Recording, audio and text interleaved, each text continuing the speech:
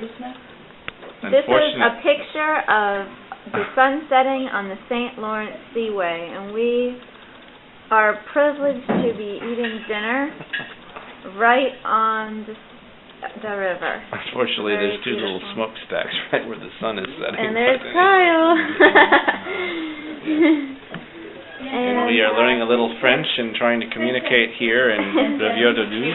And I just unsuccessfully tried to order, and so I'm going to have to do it again in a minute.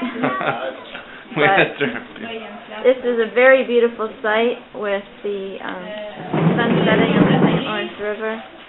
And I think I can see it a little better just to the left of that lady's head is the entrance to the river where we're going to go tomorrow. Look at that. Zoom in on that sunset. So I'm zooming in on the sunset between the two smokestacks. It's very blurry, Kyle. It's okay.